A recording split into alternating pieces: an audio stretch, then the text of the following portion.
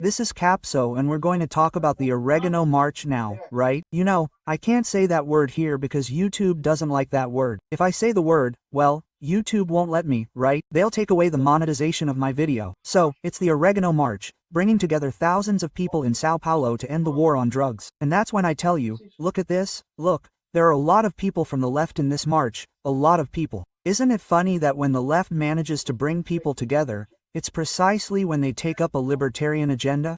Look, it's almost as if all the left's agendas are stupid, completely stupid, that no one takes seriously anymore. But the agendas for more social freedom are still important. That's exactly what the anarcho-capitalist libertarians preach, right? Again, no one, I don't defend. I've never said that I defended this, that drugs are a positive thing, that there's no problem. No, drugs are a problem. The drug problem exists. Families are destroyed by drugs. People's lives are destroyed by drugs. My criticism is not about the problem itself. The problem exists. The problem is real. My criticism is about the state's ability to solve this problem. I've said this about several things, including climate change. Oh, global warming exists. It does. There's a problem, okay? If you look at the average temperatures, they're rising. My criticism is, the state can't solve this. There's no point in giving power to the state because it won't solve it. The same thing in this case. The problem exists, but the state is incapable of solving it, and that's why we should abandon this kind of thing. This news was suggested by Zanildo, Vidocq and several other people. Thank you to the people who suggested news on our website novisionolibertacutrea.com. And thank you to you who are watching our video. If you like our content, please like it and subscribe to the channel, okay? Well, that's what I'm telling you. The future is libertarian, anarcho-capitalist. There's no way around it. We're heading that way. People want freedom. They want complete freedom from state oppression. The state is useless. There was a time in human history when the state had functions, when it could solve society's problems. Nowadays, it can't solve any problems anymore. So it ends up becoming a hindrance and ends up using this power that you give it, right? The state says it's going to solve the drug problem, not that I'm going to ban it, that I'm going to put an end to drug dealers and stuff like that. And tell me, when did the state win this war on drugs, right? This war on drugs has been going on since 1970. And every year since then, drugs have won the war on drugs. Because tell the truth, where you live, I'm sure you know that if you want to buy something, you can buy it, right? I'm not advising anyone to buy it. Drugs are bad, they destroy families, they destroy people. It's a terrible thing. No one should use drugs. But the truth is that thinking that the state can end this problem, no, it can't, right? But that's what I'm telling you. Look how cool. The moment the left becomes libertarian, goes for the libertarian agenda, it can attract people. Look, that's what I'm telling you. The problem with the left today is precisely that it's behind the times. It's got agendas like, oh, because capitalism. So you'll see people here talking, right? At a certain point they say here that no, because getting closer to the people at the march means understanding that, in addition to drug use, it's also important, essential to end the deaths, discrimination, I don't know what. At some point they say here, here's something, oh, here, look. This war is the kind of rhetoric found by the extreme right, which doesn't deal with problems at their root, sweeping the true origins of the problem, the concentration of wealth, under the rug. Wow, what's this story? What? Since when does the concentration of wealth have anything to do with this, right? The rich use drugs a lot. That's the truth, right? The war on drugs is a cover-up by the far right to continue perpetuating discrimination, a program of death, a program to privilege the elite. It's not a program to help politicians win votes, or to help police officers repress people. That's the problem. The war on drugs ends up empowering the state, because a lot of people, parents, and mothers don't like it. They wouldn't want their children to use drugs. I agree. I have children. I don't want my children to use drugs either. I argue with them all the time about this. Don't use drugs. Yes, it's a bad thing. It's bad for everyone. But the truth is this. This is the father's job. It's the family's job. Thinking that the state will solve this problem won't. So people want to outsource this to the state. Say, no, state, solve it for me, ban drug dealers and stuff like that. That's useless. There's no way the state can do it. A fortune is spent on police, a fortune is spent on prisons, a fortune is spent on a bunch of operations, and I don't know what they're. After all, there's an American study that says that the reduction in the supply and availability of drugs in any country in the world is 3% due to the war on drugs. That's the truth. All this apparatus that exists today of specialized police stations and people arrested and persecuted, and I don't know what there is, reduces by 3% the amount of drugs available on the streets of any city in Brazil. Yeah, that's it. In other words, practically nothing. It makes no difference at all. If someone wants to get addicted, unfortunately they will get addicted.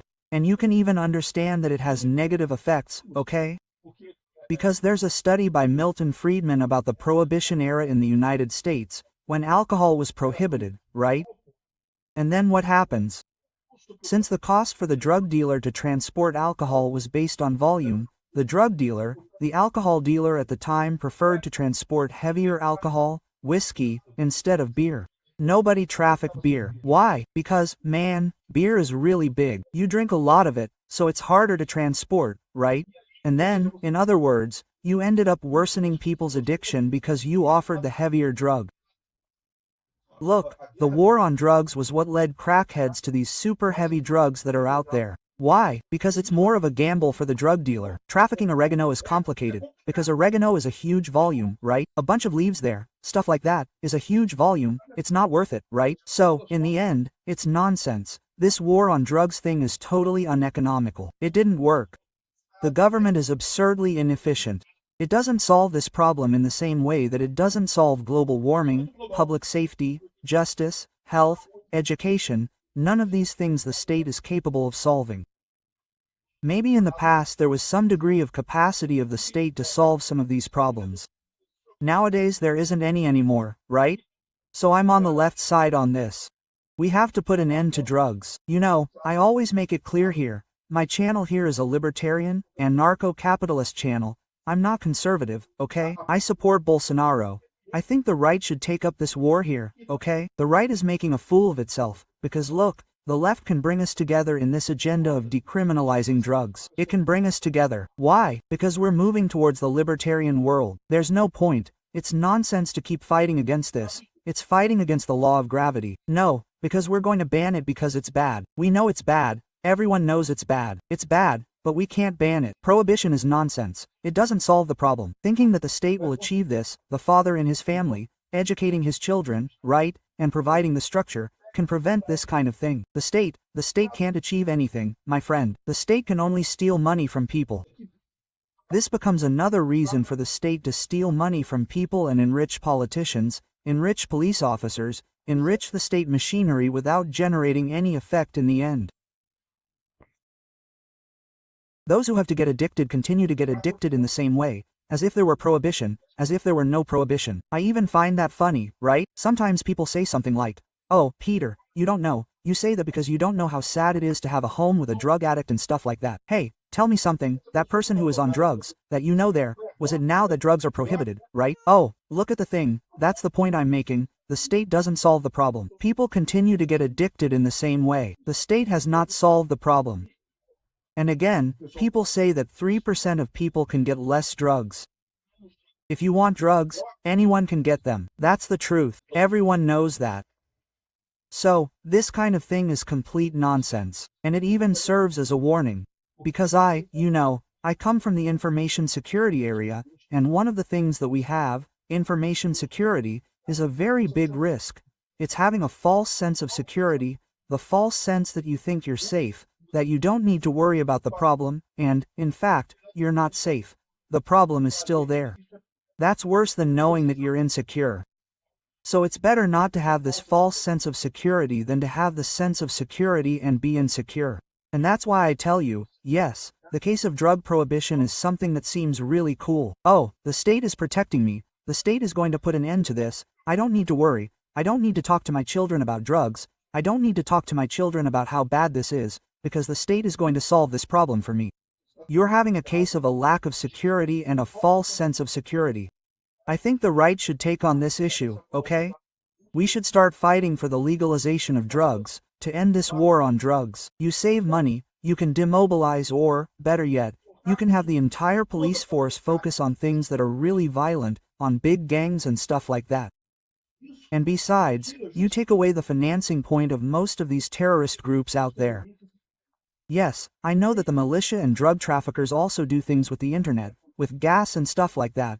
They still make money from that too. But I have no doubt that a lot of what these people earn is from drugs. Even the militia sells drugs these days, right? So, in other words, you take away these people's financing because, well, there will be stores. It's very difficult, right, for people to compete with stores, with legal stores. Why? Because the end customer prefers to buy from a store. Of course, no one wants to risk going up a hill when they can buy from a little store there. This solves the problem quickly, makes things easier. Nowhere has this been tried. It hasn't reduced drug use anywhere. There are still people who are addicted. There are still people with problems. That's true. I agree with you. But the mafias have decreased. The mafias have lost strength. The mafias have lost power. And these cities now have police officers who are more focused on other areas of robbery. So I'm not saying that legalizing drugs will solve the drug problem. It won't. It won't. The drug problem is an educational problem. It's an internal problem. It's a family problem. It will never be solved. The whole issue is that enormous resources are wasted on something that is absolutely impossible to solve. By the state route. Thank you for watching the video until the end. In addition to liking, sharing and subscribing to the channel, consider becoming a sponsor with values starting at $1.99. Click the Become a Member button below to find out the conditions and advantages of sponsoring the channel. For more information about our project, visit our websites indicated on the screen. Yeah,